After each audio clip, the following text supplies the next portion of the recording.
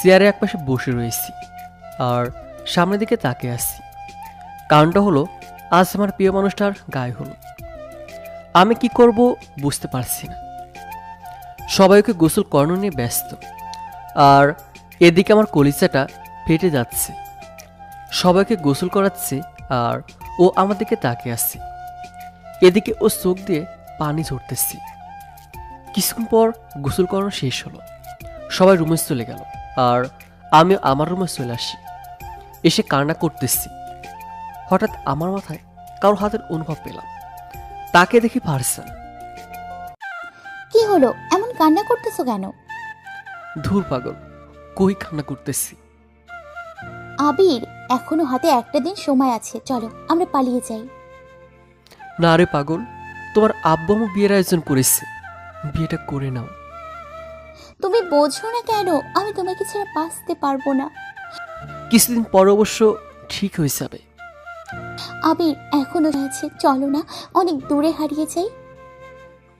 ফারজানা, তুমি রুমে যাও তো, আমাকে একটু একা থাকতে দাও। আমি চলে যাচ্ছি, খবরদার তুমি কান্না করবে না। কই, আমি তো কাঁদি না। আমি যদি দেখি তাহলে খবর আছে, আমি চলে গেলাম। ফারজানা চলে গেল আর আবার আমার কান্না শুরু হয়ে গেল। তার আগে আমার পরিচয়টা দেওয়া যাক।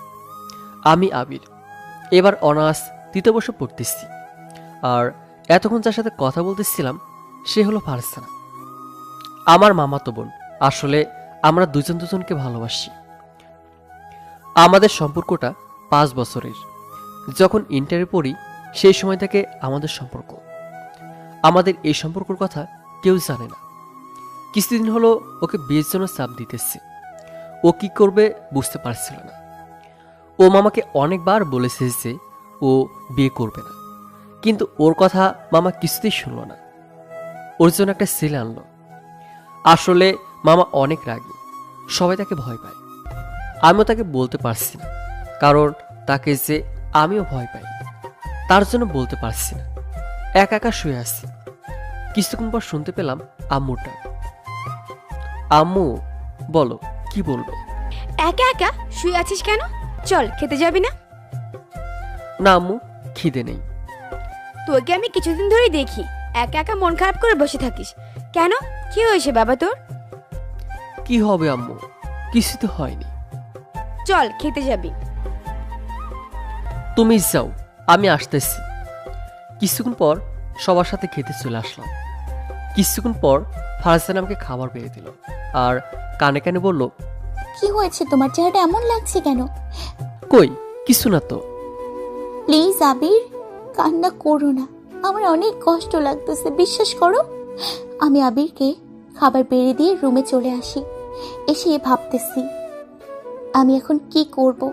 তাই মনে মনে ভাবলাম যা করার আমাকেই করতে হবে।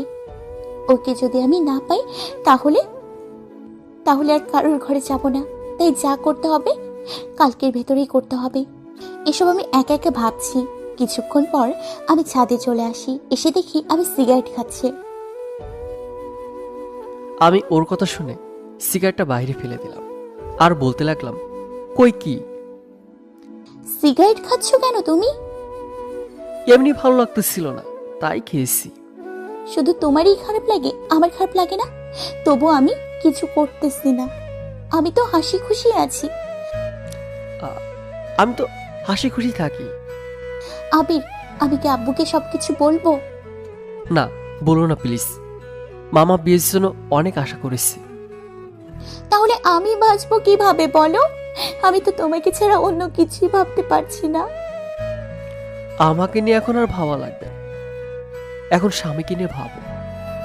আবির, এভাবে বলো না প্লিজ, আমার আর সহ্য হয় না, একটু বোঝো। আমি কি করব বুঝতে পারছি না। আমার জীবনটা এভাবে হবে তা আমি কিছুতে ভাবতে পারতেছি না।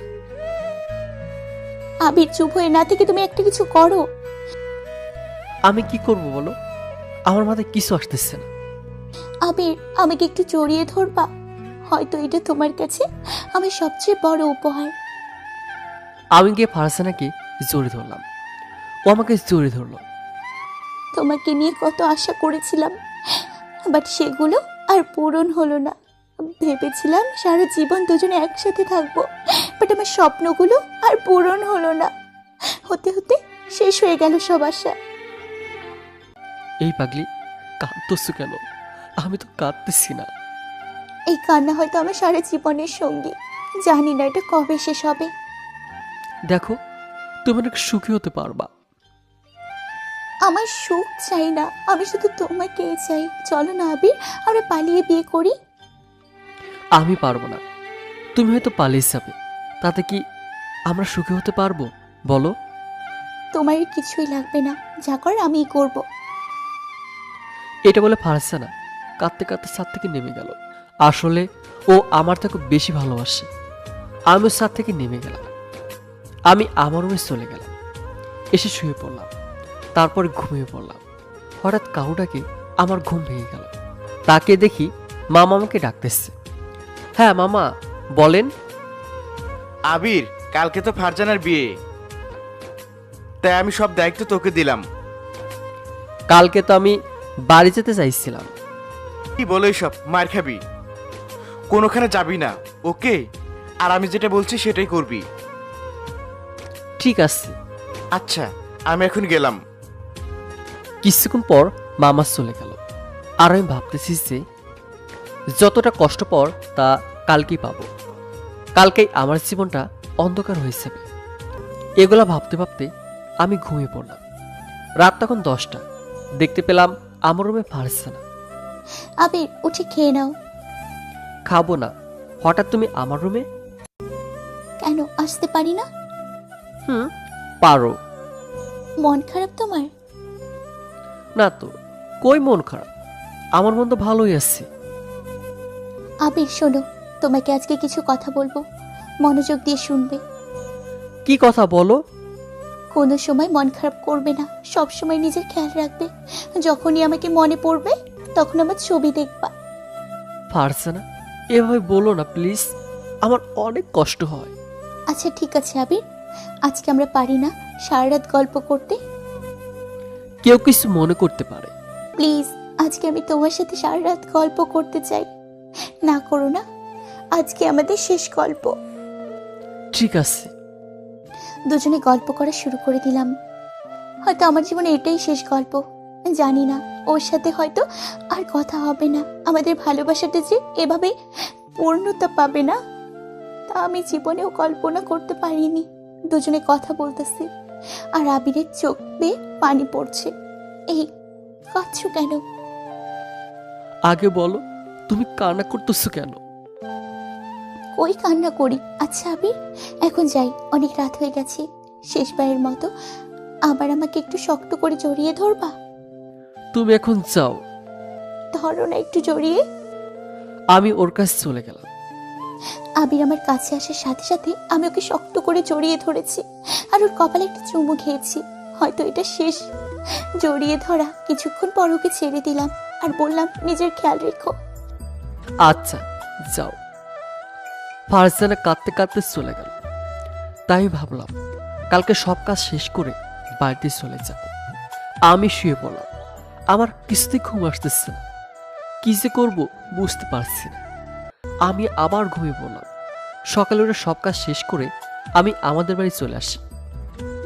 আসলে আমি আমার চোখ দিয়ে ওরবি দেখতে পারবো না, তাই কাউকে কিছু না বলেই বাড়িতে চলে এসেছি। আমি এসে একটা সিগারেট ধরলাম। বেলা তখন 12:30। হঠাৎ ফোনটা বেজে উঠল। তাকে দেখি আম্মু ফোন দিয়েছে। আবির, কই তুই? আম্মু, আমি বাড়িতে চলে এসেছি। তাড়াতাড়ি তোর মামাদের এখানে হসপিটালে চলে আয়। কেন, কি হয়েছে? ফারজানা ঘুমে ওষুধ খেয়েছে, মনে হয় আর ভাসবে না। ওর অবস্থা তেমন ভালো না। কথা শুনে মোবাইলটা হাত থেকে পড়ে গেল আর আমার বুকের ভিতর দুমড়ে মুচড়ে যাচ্ছে। আমি তাড়াতাড়ি দরজাটা আটকে হসপিটালের দিকে রওনা দিলাম। আর ভাবতেছি যে আজকে যদি ওর কিছু হয়ে যায় তাহলে আমি নিজেকে ক্ষমা করতে পারবো না। 30 মিনিট পরে হসপিটালের কাছে চলে আসি। এসে দেখি সবাই কান্না করতেছে। আমি আমার আম্মুর কাছে চলে আসি। বাবা, তুই এসেছিস? হ্যাঁ আম্মু, এসেছি। আম্মু, এগুলো কেমন করে হলো? জানি না বাবা, ওটা কেন করেছে। আমি তো জানি ওটা কেন করেছে। আমি কাউকে কিছু বললাম না, চুপ হয়ে থাকলাম। কিছুক্ষণ পর ডাক্তার বের হয়ে আসলো আর বলল যে আপনাদের মেয়ে এখন নিরাপদ। কথাটা শুনে সবার হাসি ফুটে উঠেছে। সবাই ফারজানার কাছে চলে গেল। আমি গিয়ে দেখি ফারজানা শুয়ে রয়েছে। ফারজানা, এই বিয়ে থেকে তোর মত ছিল? আমি চুপ হয়ে রয়েছি, কি বলবো ভেবে পাচ্ছি না। হঠাৎ আব্বু রাগীভাবে বলল, কি হলো, চুপ করে আসো কেন? আব্বু, আমি আসলে একজনকে ভালোবাসি। কাকে? আবিরকে ভালোবাসি। ওকে ছেড়ে অন্য ঘরে যেতে হবে, তাই আমি এটা করেছি। দেখতে পেলাম মামার চোখ লাল হয়ে গেছে আর তিনি অনেক রেগে গেছেন। মামা আমার কাছে চলে আসলো। তুই ফারজানাকে ভালোবাসো, তা আমাকে আগে বলবি না? তোর কারণে আমার মেয়েটা আর শেষ হয়ে যেত।